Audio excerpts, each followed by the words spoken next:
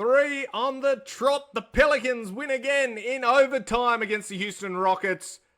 128 to 133. Big games from Sadiq Bey, Trey Murphy, Derek Queen. We rolled from a big deficit. Let's talk about it today on Flock.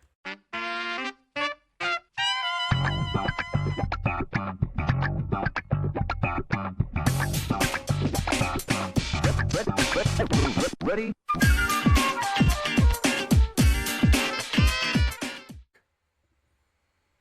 So g'day everyone and welcome to Flock, a New Orleans Pelicans podcast. I am your host, Lyle Swithenbank, at Lyle Swithenbank on Twitter and on TikTok, at Lyle Pels on Instagram. The Pelicans rally from the jaws of defeat to defeat the Rockets in overtime in Smoothie King Center, 133 to 128. The arena was rocking. And man, what a tale of two halves. The Pelicans down the stretch leave Zion sitting on the bench and let the guys that were cooking continue to cook. A fantastic win, and perhaps the best one of the season. I'd say probably it was. You're against a team right at the top of the ladder, and the Pelicans never said die. They adjusted at the half, had one of the biggest third quarters that we had all year, continued into the last quarter, and then into overtime as well. Did the things that they were practicing, and what more could you ask? The NBA Cup had not come at a better time. The Pelicans, only having to play one game this week meant that there was more practice time. You then have a home game, so you're not traveling. And the Pelicans get to have a visiting Houston Rockets team, who were just starting their road trip. They were coming off a loss. And the Pelicans just adapted. They weathered the storm. And as we've seen when we've given up big leads, it's better to be down early than down late. And the Pelicans just kept throwing punches. 8 steals for Herb Jones. Sadiq Bey, massive down the stretch. Derek Queen waking up Trey Murphy, putting his hard hat on and going to work. Jordan Poole, clutch free throws down the line. There's not many victories that get you with a bit of pride, where you sit there and you go, that's what we knew we could do. Are we a long way back from making anything of this season? Of course. But man, you gotta enjoy that. If you like basketball and you're a fan of the Pelicans, that is what you want to see. That is what you want to see. A tough fight. And one that really resonates with the fans. They want to see someone care as much as they do. And that's what the team did today. I was so impressed. So impressed. So, it was a tale of two halves, as I said. 33 and 34 in the first two quarters for the Rockets. Kevin Durant started perfect. He had 16 points. Looked absolutely fantastic and looked like he was just going to kill us by himself. Enter stage left, Herb Jones. We'd scored 24 and 21, down by 22 at the half. They go into the locker room, and whatever JB said to them, stuck with them. 38 to 32 in favour of the Pelicans. Turning them over, scoring in the paint, and in the first half, we were missing layups. Yeah, they were contested, but easy shots, open threes, things like that you were missing. You start tidying that up, well, all of a sudden, you start being competitive.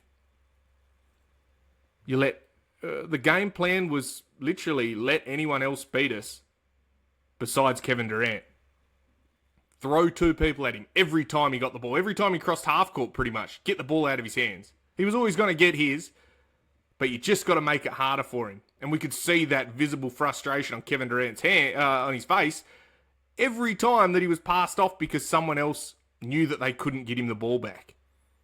And then it was a missed shot, and last quarter 36 to 20. Pelicans storm home, getting back with 2, or getting into overtime with 2 clutch free throws from Derek Queen.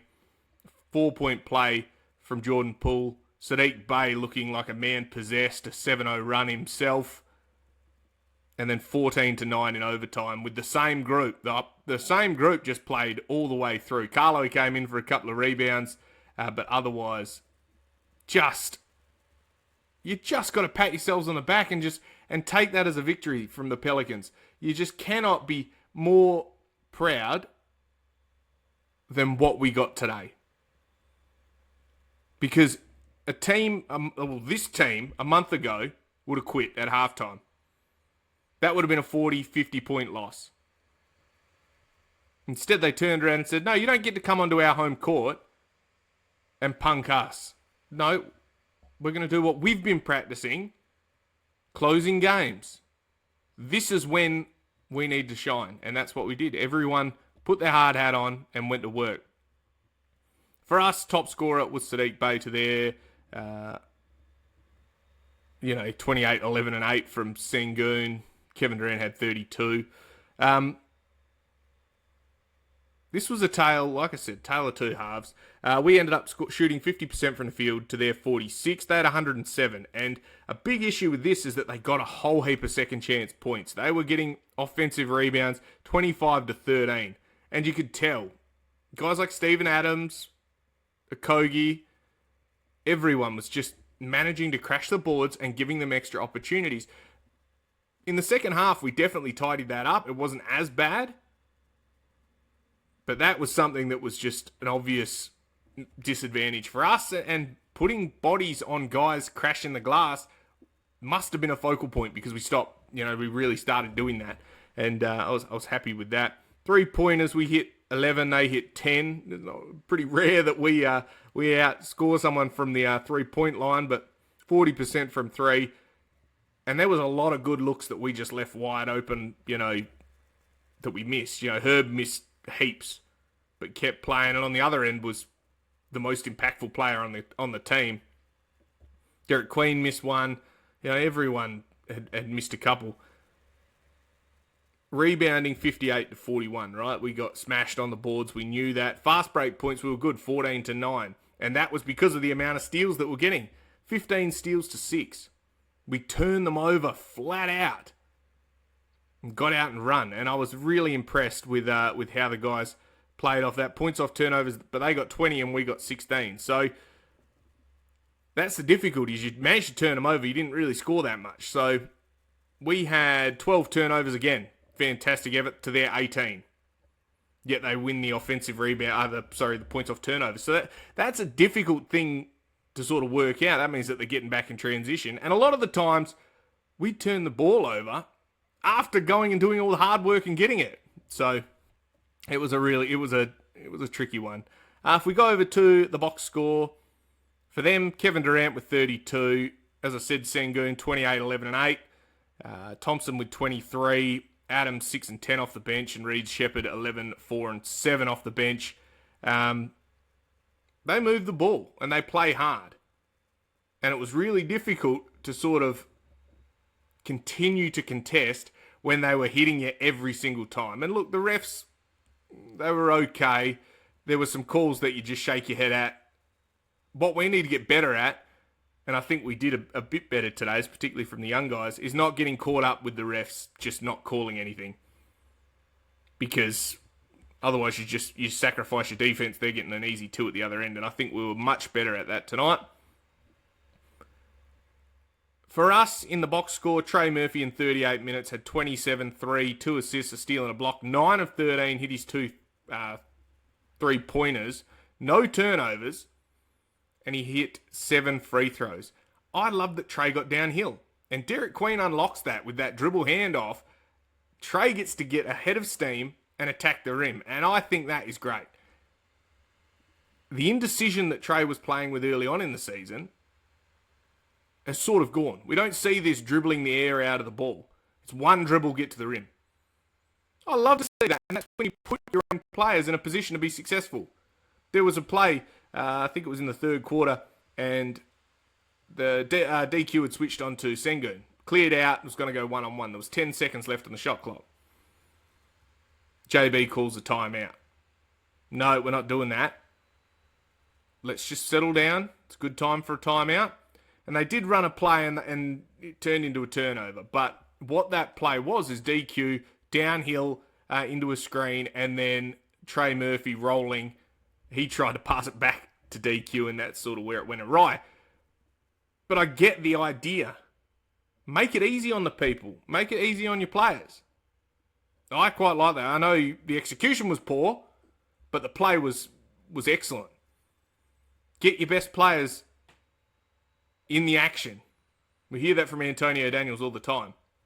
And it also unlocks DQ, right? Because if he's going to be able to create, well, people are then going to have to adjust to him. So we had 29 points, 9 rebounds, 1 assist, 2 steals, 11 of 18, 3 of 5 from 3, and 4 of 4 free throws, 1 turnover, plus 21 on the night for Sadiq Bey. He carried us. Sadiq Bey was fantastic. In previous games, he would have come out and Zion would have come back in. But that man knew exactly what he had to do to win that game for us. And man, he is underpaid. He's on $6 million a year. We're paying Jordan Hawkins more than him. This guy is a true A-grader. Really good player. Knows how to score the basketball. And I'm very grateful he's on our team. He played so well. And after the game, they interviewed him, and he says he loves New Orleans. He's loving this, and to have the gas from the crowd, throws it to the fans straight away. Have that fan momentum. That helps the guys. They acknowledge that. You're up on your feet. You're cheering. I wanted to be there today. It looked like great fun. DQ, 16, 12 rebounds, 3 assists, 3 blocks, and 7 of 16. An efficient 7 of 16. He was great, plus 18. He was creating. He was battling. He blocked a heap of shots. There was a couple of shots that were fouls that he probably didn't get the call on. But again, he played through. He didn't get caught up in the crap and just continued to play hard. And he was trusted down the stretch. He played most of the fourth quarter, if not all of it, and all of overtime. Herb Jones, until he fouled out, was fantastic. Even then, he still should hold his head up high. 38 minutes, he had 18 points, 3 rebounds, 3 assists, 8 steals, 1 block. He was 7 of 14, 2 of 6 from 3. They were good looks. And at the half, he'd missed all his shots, and Antonio Daniels said on the broadcast, he was talking to him and said, "How are you feeling?"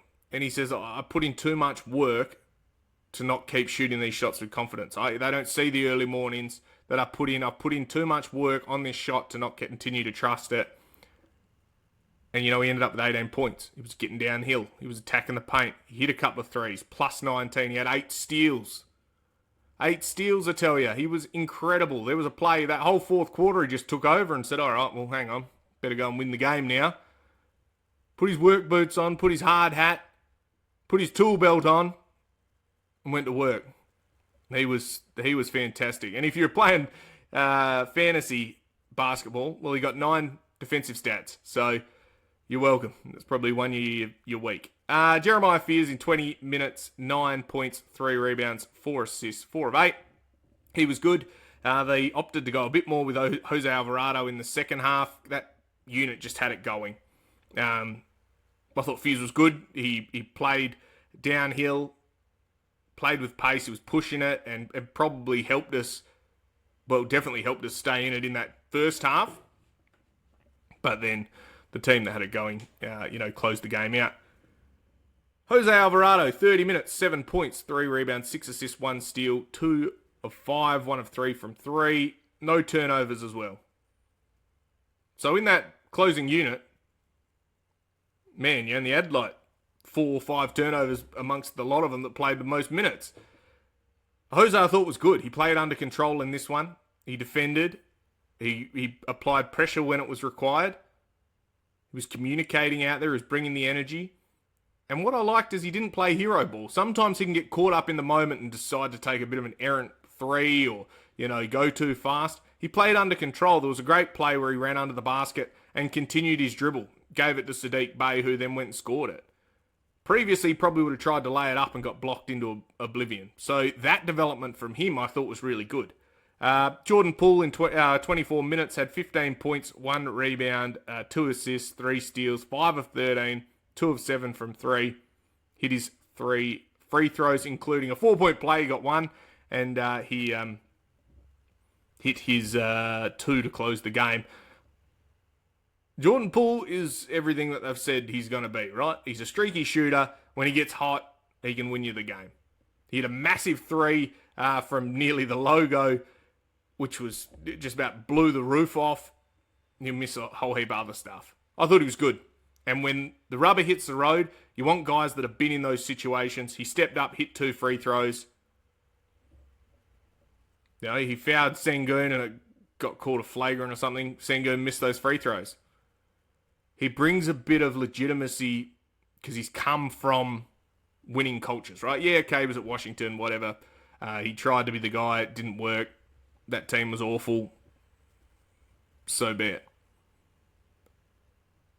He came here and he's doing what he's required of him, right? He's parked on the bench alongside Zion, and we'll get to him in a minute. And he's just doing what he's meant to do. He's doing what's asked of him. And you build a successful culture when you have these guys that are, you know, getting paid $30 million, willing to buy into whatever the coach says. With that being said, Zion Williamson off the bench. 21 minutes, 9 points, 3 rebounds, 5 assists, 1 block, 3 of 9 shooting, 3 of 4 from the free throw line, and a couple of turnovers. He was a minus 17 and the worst plus minus on the team. This was not a Zion game. Zion likes to play against in the paint, and they knew that. They knew where he was going every single time, and they put 2 on him, and he couldn't get it going. Good coaching is going to that guy and saying, you don't have it going. I need to go with the guys that would. I know that you're the guy. I recognize that you would be in these situations and you're a good player and all of that, and, you know, you pat the ego. But I need you to buy in. And that's what he did. From all reports, he's completely bought in on this role. I don't know how you change things when you continue to win. You win 3 on the trot, what are you going to do, upset the chemistry? No. You do that when you lose, and you've got to mix things up, right? Credit to Zion Williamson for knowing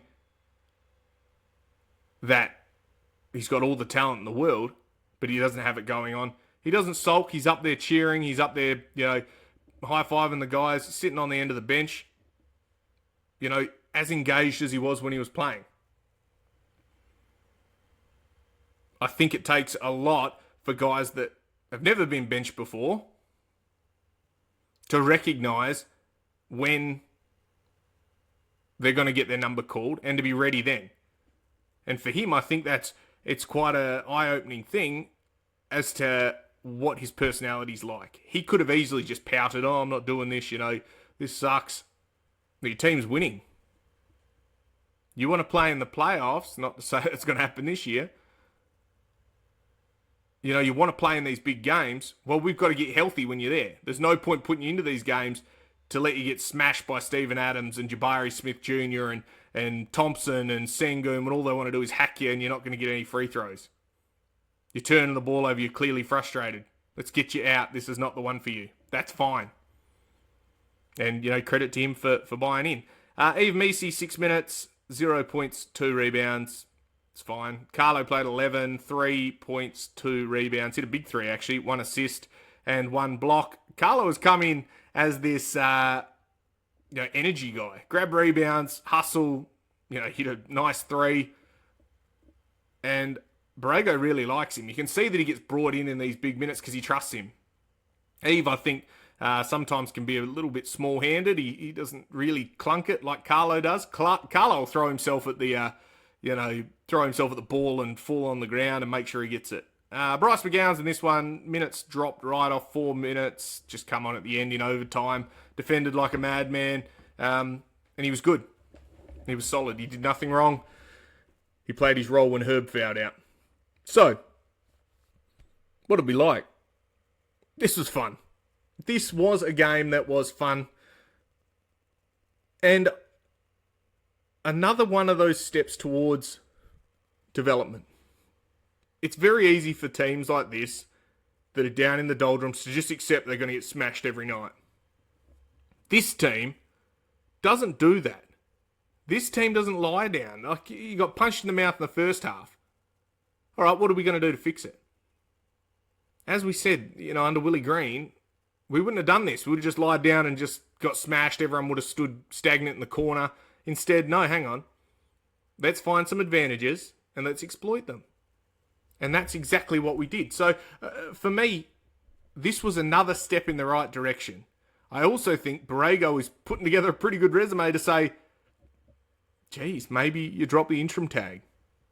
Is this too early to do it? Of course, you're probably not going to announce that until you're guaranteed a bit of success, and you're then surveying the market as to what other coaches are out there, and perhaps you wait to the off season and you go through the full process. But I think he's put his hand up to say, I've won this locker room over. The guys believe in me. I know how to use them.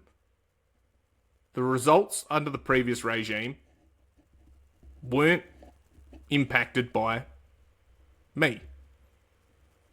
I was the lead assistant. I did what I could. Head coach didn't want to put my offense in. We're watching that now. We're watching, the team find its confidence, find its rhythm, play in a system.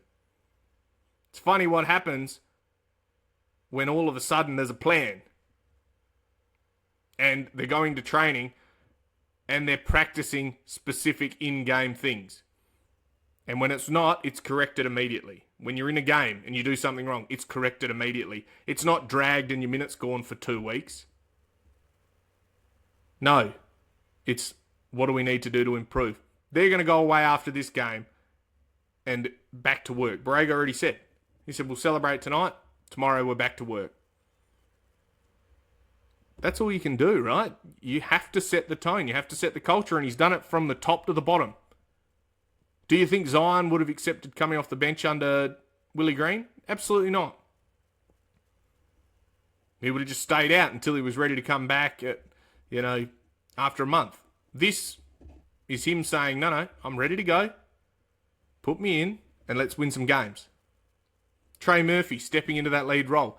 That's because he's been empowered. It's because he's been put in position to be successful. How's he going to score 30 points a game when he has to dribble between his legs every time while everyone else who aren't shooters with no gravity are standing out on the perimeter? You're not. You're playing 5-on-1. No wonder he was no good early on in the season. Comes back from injury, gets put in a position to be successful, succeeds.